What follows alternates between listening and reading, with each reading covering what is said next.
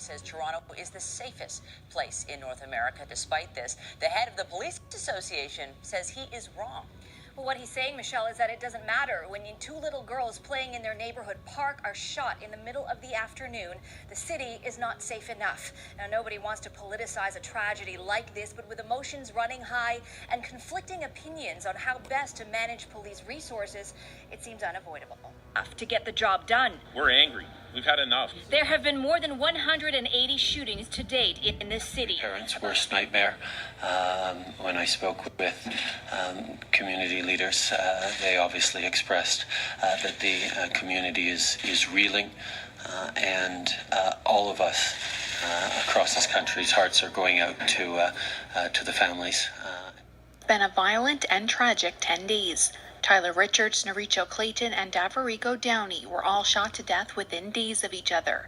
Despite the recent surge in gun violence, the chief of the Halifax Regional Police wants to reassure people. Halifax is a very, very safe place to live in. These are not random incidents. These are instances where individuals were purposely targeted. In Calgary, the violence climbs along with the statistics. There's been a huge spike in shootings in the city. At 63, the number of shootings so far this year has already surpassed last year's total of 54. Into custody following a shooting at a school in a remote part of Canada. Police say a number of people were injured in the incident at La Loche Community School in Saskatchewan, but they've not given a definitive figure or death toll. The Prime Minister made a statement from the World Economic Forum in Switzerland. We are deeply concerned by this. So is Ottawa. Shootings there spiked 35% last year from the year before. Once again, police appeal for help to end the gun violence and to help solve these crimes.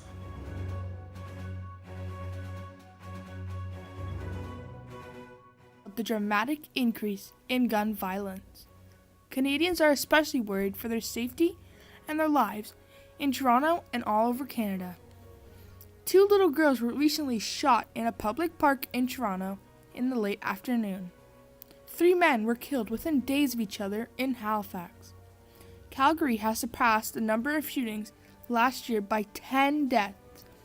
Shootings in Ottawa have spiked 35% from last year's death, and a mass school shooting in Saskatchewan killed many young lives.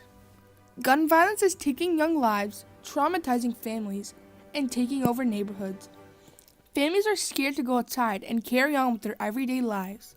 This violates their right to life, liberty, and security.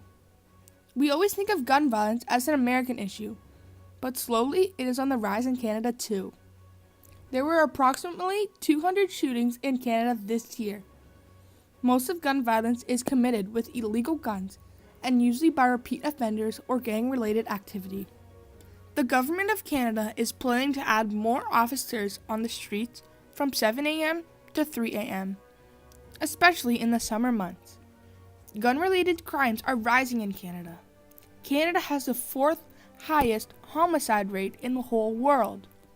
We need to put an end to gun violence because 1 child a day is injured from firearms in Ontario. Most gun-related activities happen all over Canada.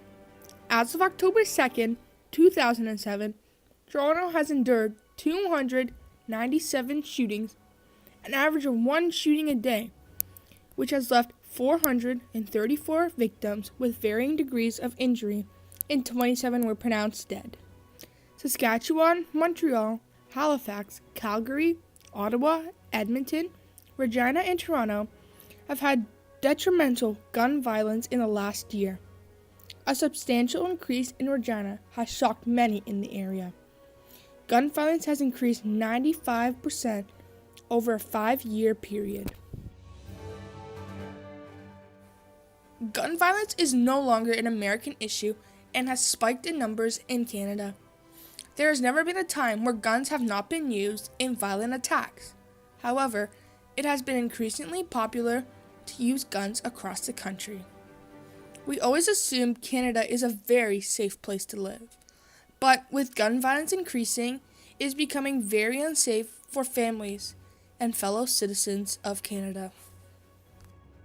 Guns are becoming more accessible to people in Canada, whether they are bought on the black market or stolen by an individual with a certified gun license. Guns are easier to get and easier to use. This is increasing suicide. 3/4 of gun-related deaths in Canada are suicide, and people are 3 times more likely to complete suicide when they have access to a gun. The government must be proactive and monitor depression, anxiety, mental health, job training, and community support, as these are all good plans of attack to combat gun violence. The Government of Canada must take action and make a change in laws regarding gun violence. They must make strict rules and regulations when dealing with guns. The Government of Canada is committed to preventing and reducing crime, especially gun and gang violence. A new federal initiative of $327.6 million over 5 years to tackle and decrease gun-related violence and gang activities in Canada, along with the National Crime Prevention Strategy, are crucial for this to work. Ralph Goddale is a person who's trying to make a change in gun violent acts, and he says this: "While Canada is generally a safe country, over the past 5 years, gun and gang violence have been increasing. The Government of Canada is committed to combating these trends and making our communities safer through a package of common sense measures. We are grateful for the thoughtful input from our partners at the Summit on Gun and Gang Violence and the ideas that will come from our call for crime prevention projects. Together, we are advancing action for prevention, intervention, and enforcement initiatives."